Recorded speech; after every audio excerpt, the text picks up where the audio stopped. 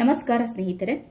CA ಇಂಟರ್ನ GST time of ಸಪ್ಲೈನ ಈ chapter ಕನ್ನಡದಲ್ಲಿ question and answers practice ಮಾಡೋಣ ಬನ್ನಿ. ಮೊದಲನೇದಾಗಿ ಕ್ವೆಶ್ಚನ್ 1. ಆಗಸ್ಟ್ 18, 2025 ರಂದು ಬಟ್ಟೆ ಪೂರೈಕೆಗೆ ಆರ್ಡರ್ನ ನೀಡಲಾಗಿದೆ. 4th ಸೆಪ್ಟೆಂಬರ್ 2025 ಬಟ್ಟೆಗಳನ್ನು ತಲುಪಿಸಲಾಯಿತು. ಮತ್ತೆ ಇನ್ವಾಯ್ಸ್ ಅನ್ನು 15th ಸೆಪ್ಟೆಂಬರ್ 2025 ರಂದು ನೀಡಲಾಯಿತು. ಪಾವತಿಯನ್ನ ಸೆಪ್ಟೆಂಬರ್ 30 ರಂದು 2025 ಸ್ವೀಕರಿಸಲಾಗಿದೆ.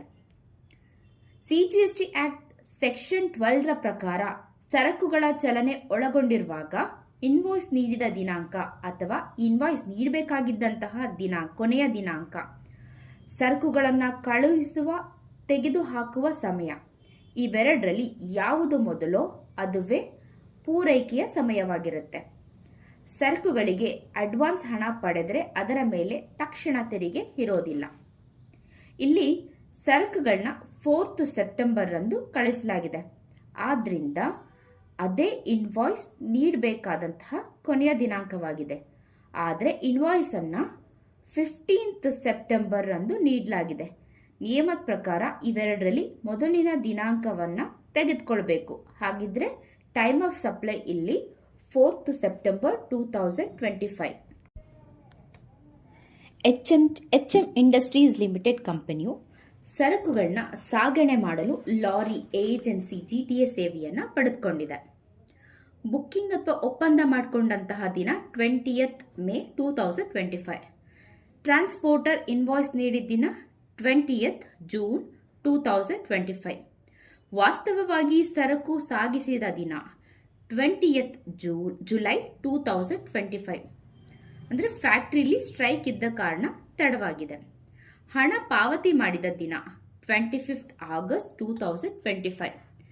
GST ಕಾನೂನು ನಿಯಮ CGST ಆಕ್ಟ್ 2017 ಸೆಕ್ಷನ್ 13 ಸಬ್ಸೆಕ್ಷನ್ 3 ಪ್ರಕಾರ ಒಂದು ಕಂಪನಿಯು GTA ಮೂಲಕ ಸೇವೆ ಪಡೆದಾಗ ಅದು ರಿವರ್ಸ್ ಚಾರ್ಜ್ ಮೆಕ್ಯಾನಿಸಂ ವ್ಯಾಪ್ತಿಗೆ ಬರುತ್ತೆ. RCM ಅಡಿಯಲ್ಲಿ ಪೂರೈಕೆಯ ಸಮಯವು ಕೆಳಗಿನ ಎರಡರಲ್ಲಿ ಯಾವುದು ಮೊದಲೋ ಅದಾಗಿರುತ್ತೆ. ಕಂಪನಿಯು ವಾಸ್ತವವಾಗಿ ಹಣ ಪಾವತಿ ಮಾಡಿದ ದಿನಾಂಕ, ಡೇಟ್ ಆಫ್ ಪೇಮೆಂಟ್. ಸರಬರಾಜುದಾರರು ಸಪ್ಲೈಯರ್ಸ್ ಇನ್ವಾಯ್ಸ್ ನೀಡಿದ ದಿನಾಂಕದಿಂದ ಮುಂದಿನ 61ನೇ ದಿನ, 61st day from invoice date. ದಿನಾಂಕ 1 ಅಂದರೆ ಪಾವತಿ ದಿನಾಂಕ 25th ಆಗಸ್ಟ್ 2025. ಇನ್ವಾಯ್ಸ್ನಿಂದ 61st ಡೇ ಅಂದರೆ 20th ಜೂನ್ 2025. ಇಲ್ಲಿಂದ 61 ದಿನನ ಹೇಗೆ ಲೆಕ್ಕ ಹಾಕಬೇಕಂದ್ರೆ ಜೂನಲ್ಲಿ 10 ದಿನ, ಜುಲೈನಲ್ಲಿ 31 ದಿನ ಹಾಗೂ ಆಗಸ್ಟ್ ತಿಂಗಳು 20 ದಿನ. ಟೋಟಲ್ 61ನೇ ದಿನಾಂಕ ಎಲ್ಲಿಗೆ ಬರುತ್ತೆ ಅಂದರೆ 20th ಆಗಸ್ಟ್ 2025ಗೆ ಬರುತ್ತೆ.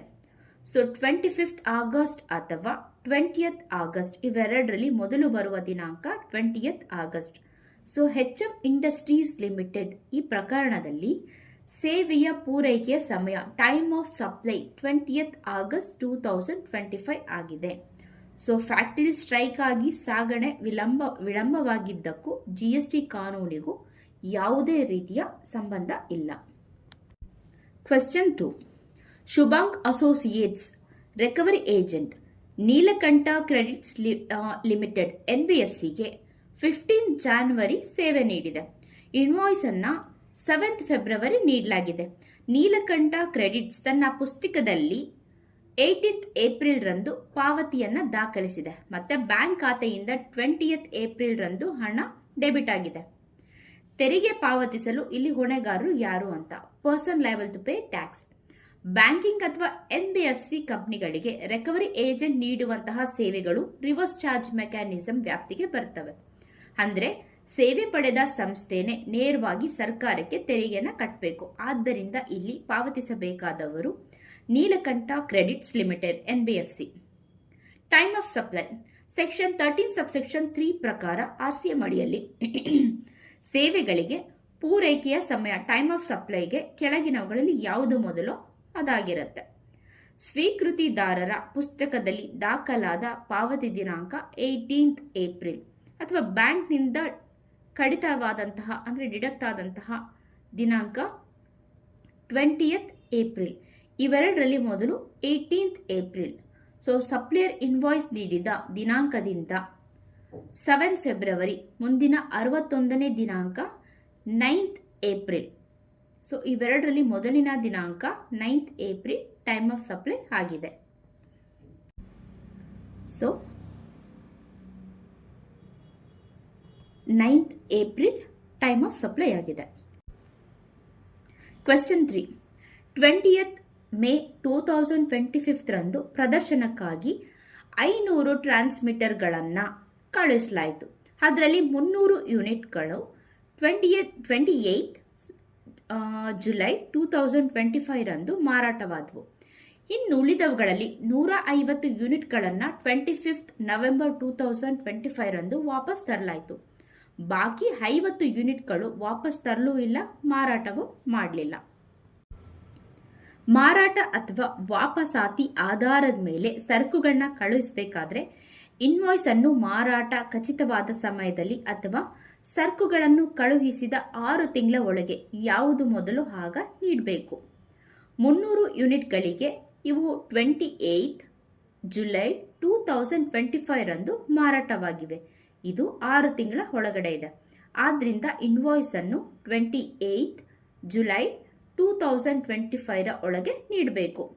ಉಳಿದ 200 ಯೂನಿಟ್ಗಳಿಗೆ 150+50 ಸರಕು ಕಳುಹಿಸಿದ ದಿನಾಂಕದಿಂದ 20/5/2025 6 ತಿಂಗಳು ಮುಗಿಯುವ ದಿನಾಂಕ 20/11 ಅಂದರೆ 20th ನವೆಂಬರ್ 2025 ಈ ದಿನಾಂಕದ ಒಳಗೆ ಯಾವುದೇ ಮಾರಾಟ ಅಥವಾ ವಾಪಸಾತಿಯ ಪ್ರಕ್ರಿಯೆ ಮುಗಿದೇ ಇದ್ರೆ ಆ ದಿನಾಂಕವನ್ನೇ ಇನ್ವಾಯ್ಸ್ ನೀಡಬೇಕಾದ ಕೊನೆ ದಿನ ಅಂತ ಪರಿಗಣಿಸಲಾಗುತ್ತೆ. ಇಲ್ಲಿ 300 ಯೂನಿಟ್ಗಳಿಗೆ 28th ಜುಲೈ 2025 ಒಳಗೆ ಮತ್ತು ಉಳಿದ 200 ಯೂನಿಟ್ಗಳಿಗೆ 20th ನವೆಂಬರ್ 2025 ಒಳಗೆ ಇನ್ವಾಯ್ಸ್ ನೀಡಬೇಕು. ಕ್ವೆಶ್ಚನ್ 4 ನೋಡೋಣ. ಚಂಪಕ್ ಲಿಮಿಟೆಡ್ 17 ಫೆಬ್ರವರಿಯಂದು ವಕೀಲರ ಸಂಸ್ಥೆಯಿಂದ ಕಾನೂನು ಸೇವೆನ ಪಡೆದಿದೆ. ಮತ್ತೆ ಇನ್ವಾಯ್ಸ್ನು ಕೂಡ ಅದೇ ದಿನ ಬಂದಿದೆ. ಆದರೆ ಕೆಲಸ ತೃಪ್ತಿಕರವಾಗಿಲ್ಲ. ಕಾರಣ ಹಣ ನೀಡಲು ವಿಳಂಬ ಮಾಡಿ ಅಂತಿಮವಾಗಿ 3rd ನವೆಂಬರ್ ರಂದು ಪೇ ಮಾಡಿದೆ. ಲಾಯರ್ ವ್ಯವಹಾರ ಸಂಸ್ಥೆಗಳಿಗೆ, ಅಡ್ವೊಕೇಟ್ ವ್ಯವಹಾರ ಸಂಸ್ಥೆಗೆ ನೀಡುವ ಸೇವೆಗಳು ರಿವರ್ಸ್ ಚಾರ್ಜ್ ಮೆಕ್ಯಾನಿಸಮ್ಗೆ ಒಳಪಡುತ್ತವೆ. ರಿವರ್ಸ್ ಚಾರ್ಜ್ ಮೆಕ್ಯಾನಿಸಮ್ ನಿಯಮದ ಪ್ರಕಾರ ಇವೆರಡರಲ್ಲಿ ಯಾವುದು ಮೊದಲೋ ಅದುವೇ ಸಮಯ ಆಗತ್ತೆ. ಪಾವತಿ ಮಾಡಿದ ದಿನಾಂಕ 3rd ನವೆಂಬರ್, ಇನ್ವಾಯ್ಸ್ ನೀಡಿದ ದಿನಾಂಕ 17 ಫೆಬ್ರವರಿಯಿಂದ 61st ಅಂದರೆ 19th ಏಪ್ರಿಲ್ ಆಗತ್ತೆ. ಸೊ ಇವೆರಡರಲ್ಲಿ ಮೊದಲಿನ ದಿನಾಂಕ 19th April time of supply ಆಗತ್ತೆ. ಕ್ವೆಶ್ಚನ್ 5. ಸಸ್ತಾ ಬಜಾರ್ ಸಂಸ್ಥೆಯು ಜೂನ್ 24, 2025 ರಂದು ಮಾಡಿದ ಸರಕು ಮಾರಾಟಕ್ಕೆ ಸಂಬಂಧಿಸಿದಂತೆ ಗ್ರಾಹಕನಿಂದ ತಡವಾದ ಪಾವತಿಗಾಗಿ 10,000 ಬಡ್ಡಿಯನ್ನ 11th ನವೆಂಬರ್ 2025 ರಂದು ಸ್ವೀಕರಿಸಿದೆ. ಕಾನೂನು ನಿಯಮ ನೋಡೋಣ ಇವಾಗ. ಸೆಕ್ಷನ್ 12(6) ಪ್ರಕಾರ ಮೂಲ ಮೊತ್ತದ ಹೊರತಾಗಿ ತಡವಾದ ಪಾವತಿಗಾಗಿ ಪಡೆಯುವಂತಹ ಬಡ್ಡಿ, ದಂಡ ಅಥವಾ ಲೇಟ್ ಫೀಸ್ನ ಪೂರೈಕೆ ಸಮಯ ಯಾವ ದಿನಾಂಕದಂದು ಸರಬರಾಜುದಾರರು ಆ ಹೆಚ್ಚುವರಿ ಹಣನ ಸ್ವೀಕರಿಸುತ್ತಾರೋ ಅದೇ ದಿನಾಂಕ ಆಗಿರುತ್ತೆ. ಇಲ್ಲಿ ಬಡ್ಡಿ ಮೊತ್ತಕ್ಕೆ time of supply 11th November 2025 ಆಗಿದೆ. ಕ್ವೆಶ್ಚನ್ 6. NHAI ಅಡಿಯಲ್ಲಿ ರಸ್ತೆ ನಿರ್ಮಾಣ ಮತ್ತು ನಿರ್ವಹಣೆಗೆ ಸಂಬಂಧಿಸಿದಂತೆ ಸಿಬಿಐಸಿ ನೀಡಿರುವ ಸ್ಪಷ್ಟೀಕರಣದ ವಿವರಣೆ ಕೇಳಲಾಗಿದೆ. HAM ಮಾಡೆಲ್ನಲ್ಲಿ ಹಣವನ್ನು ಕಂತುಗಳಲ್ಲಿ ಅಂದರೆ ಪೀರಿಯಡಿಕಲ್ ಪೇಮೆಂಟ್ ಪಾವತಿಸೋದ್ರಿಂದ ಇದರ ನಿರಂತರ ಸೇವೆಗಳ ಪೂರೈಕೆ ಕಂಟಿನ್ಯೂಸ್ ಸಪ್ಲೈ ಆಫ್ ಸರ್ವಿಸ್ ಅಂತ ಪರಿಗಣಿಸಲಾಗುತ್ತೆ.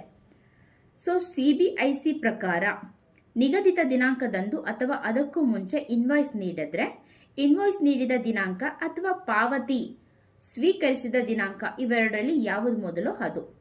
ನಿಗದಿತ ದಿನಾಂಕದೊಳಗೆ ಇನ್ವಾಯ್ಸ್ ನೀಡದೇ ಇದ್ರೆ ಒಪ್ಪಂದದ ಪ್ರಕಾರ ಕಂತು ಪಾವತಿಸಬೇಕಾದ ದಿನಾಂಕ ಡ್ಯೂ ಡೇಟ್ ಆಫ್ ಪೇಮೆಂಟ್ ಅಥವಾ ವಾಸ್ತವವಾಗಿ ಹಣ ಸಿಕ್ಕ ದಿನಾಂಕ ಇವೆರಡರಲ್ಲಿ ಯಾವುದು ಮೊದಲು ಅದಾಗಿರುತ್ತೆ ಟೈಮ್ ಆಫ್ ಸಪ್ಲೈ. ಕ್ವೆಶ್ಚನ್ 7. ಬೆಂಗಳೂರಿನ ಮುತ್ತುಸ್ವಾಮಿ ಅವರು ಜೈಪುರದ ಅನ್ರಿಜಿಸ್ಟರ್ಡ್ ಪರಿವಾಹನ್ ಲಾಜಿಸ್ಟಿಕ್ GTA ಮೂಲಕ ಸರಕು ಸಾಗಣೆ ಮಾಡಿ 60,000 4th ಜನವರಿಯಂದು ಚೆಕ್ ಮೂಲಕ ಪೇ ಮಾಡ್ತಾರೆ. ಸಾಗಣೆದಾರರು ಸಪ್ಲೈಯರ್ ನೋಂದಾಯಿತರಲ್ಲದ ಅನ್ರಿಜಿಸ್ಟರ್ ಆದಂತಹ ಕಾರಣ ಇನ್ವಾಯ್ಸ್ನ ನೀಡಿಲ್ಲ. ಇನ್ವಾಯ್ಸ್ ನೀಡೋದಕ್ಕೆ ಇಲ್ಲಿ ಯಾರು ಹೊಣೆ ಅಂತ. GST ಅಡಿಯಲ್ಲಿ ನೋಂದಾಯಿತ ವ್ಯಕ್ತಿಯು ಅಂದರೆ ರಿಜಿಸ್ಟರ್ಡ್ ಪರ್ಸನ್ ಅನ್ರಿಜಿಸ್ಟರ್ಡ್ ವ್ಯಕ್ತಿಯಿಂದ RCM ಅಡಿಯಲ್ಲಿ ಬರುವ ಅಂದರೆ RCM ಅಡಿಯಲ್ಲಿ ಬರುತ್ತೆ. ಸೊ ಅನ್ರಿಜಿಸ್ಟರ್ಡ್ ವ್ಯಕ್ತಿಯಿಂದ ಸೇವೆಯನ್ನು ಪಡೆದಾಗ ಸೇವೆ ಪಡೆದವರೇ ಸ್ವಯಂ ಇನ್ವಾಯ್ಸ್ ಸಿದ್ಧಪಡಿಸಬೇಕು, ಸೆಲ್ಫ್ ಇನ್ವಾಯ್ಸ್ ರೆಡಿ ಮಾಡಬೇಕು. ಇನ್ವಾಯ್ಸ್ ನೀಡೋದಕ್ಕೆ ಕೊನೆ ದಿನಾಂಕ ಸೇವೆ ಒದಗಿಸಿದ 30 ದಿನದ ಒಳಗೆ ಅಂದರೆ 3rd ಫೆಬ್ರವರಿ ಒಳಗೆ ಇನ್ವಾಯ್ಸ್ನ ನೀಡಬೇಕು. ಸೊ ಆನ್ಸರ್ ಇನ್ನೂ ಒಂದ್ಸತಿ ನೋಡೋಣ ಬನ್ನಿ. CGST ಆಕ್ಟ್ ಪ್ರಕಾರ ಸೆಕ್ಷನ್ 9 ಸಬ್ಸೆಕ್ಷನ್ 3 ಪ್ರಕಾರ GST ಅಡಿಯಲ್ಲಿ ನೋಂದಾಯಿತ ವ್ಯಕ್ತಿಯು ಅನ್ರಿಜಿಸ್ಟರ್ಡ್ GTA ಇಂದ ಸೇವೆ ಪಡೆದ್ರೆ ಅದು ರಿವರ್ಸ್ ಚಾರ್ಜ್ ಮೆಕ್ಯಾನಿಸಮ್ ವ್ಯಾಪ್ತಿಗೆ ಬರುತ್ತೆ.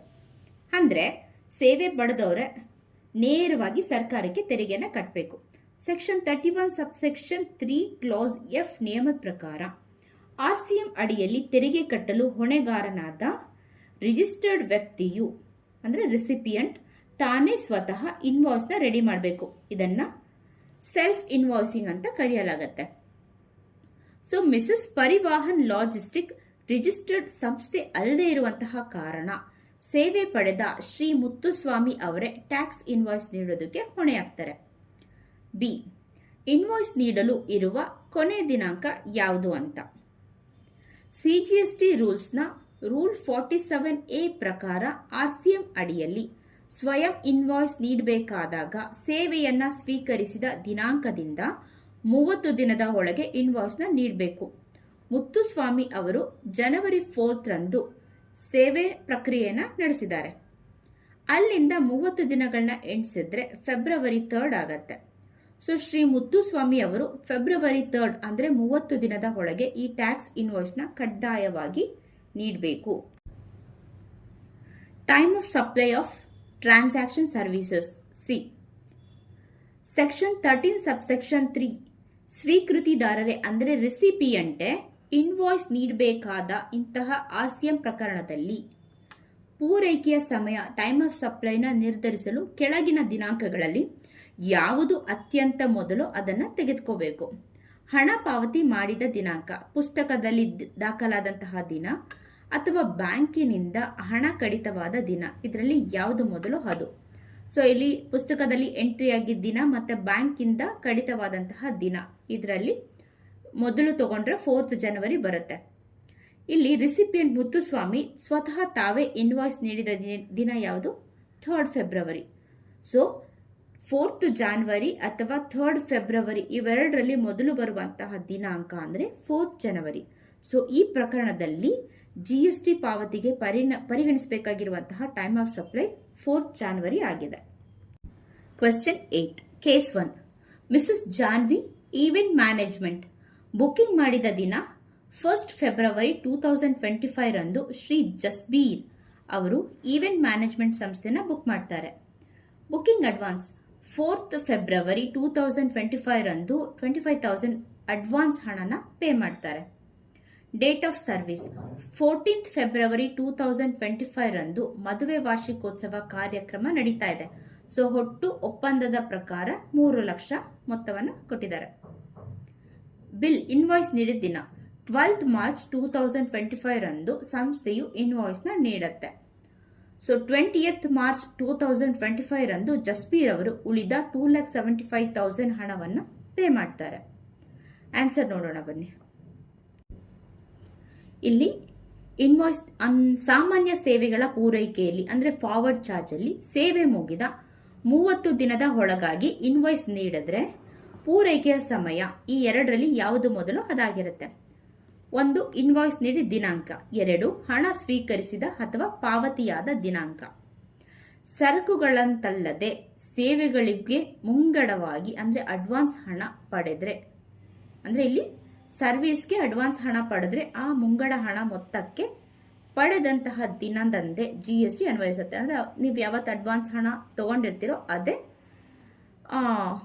ಟೈಮ್ ಆಫ್ ಸಪ್ಲೈ ಆಗತ್ತೆ. ಸೊ ಇಲ್ಲಿ ಒಟ್ಟು ಮೊತ್ತವನ್ನು 2 ಭಾಗಗಳಾಗಿ ನಾವು ನೋಡ್ತಾ ಹೋಗೋಣ. ಸೊ ಅಡ್ವಾನ್ಸ್ ಪಡೆದಿದ್ದು 25,000. ಇನ್ವಾಯ್ಸ್ನ ದಿನಾಂಕ 12th ಮಾರ್ಚ್ ಅಥವಾ ಪಾವತಿ ದಿನಾಂಕ 4th ಫೆಬ್ರವರಿ. ಇವೆರಡರಲ್ಲಿ ಮೊದಲು ಬರೋದು 4th ಫೆಬ್ರವರಿ 2025. ಆದ್ದರಿಂದ 25,000 ಮೊತ್ತಕ್ಕೆ time of supply 4th February 2025. ಬಾಕಿ ಇರುವಂತಹ ಬ್ಯಾಲೆನ್ಸ್ ಅಮೌಂಟ್ 2,75,000. ಸೇವೆ ಮುಗಿದಿದ್ದು 14th ಫೆಬ್ರವರಿ. ಅಲ್ಲಿಂದ 30 ದಿನದ ಒಳಗೆ ಅಂದರೆ 16th ಮಾರ್ಚ್ ಒಳಗೆ ಇನ್ವಾಯ್ಸ್ನ ನೀಡಬೇಕಾಗಿತ್ತು. ಇಲ್ಲಿ 12th ಮಾರ್ಚ್ಗೆನೆ ಇನ್ವಾಯ್ಸ್ನ ನೀಡಲಾಗಿದೆ, ಅಂದರೆ ಸಮಯಕ್ಕೆ ಸರಿಯಾಗಿ ಕೊಟ್ಟಿದ್ದಾರೆ. ಈಗ ಇನ್ವಾಯ್ಸ್ನ ದಿನಾಂಕ 12th ಮಾರ್ಚ್ ಮತ್ತೆ ಬಾಕಿ ಪಾವತಿ ದಿನಾಂಕ 20th ಮಾರ್ಚ್. ಇವೆರಡನ್ನು ಹೋಲಿಸಿದಾಗ ಮೊದಲು ಬರೋದು 12th ಮಾರ್ಚ್ 2025. ಆದ್ರಿಂದ ಬಾಕಿ ಮೊತ್ತಕ್ಕೆ time of supply 12th March 2025. Case 2 ನೋಡೋಣ. ಶ್ರೀ ಶ್ರವಣ್ ಕುಮಾರ್ ಮತ್ತೆ ಜಿಟಿಗೆ ಸೇವೆ.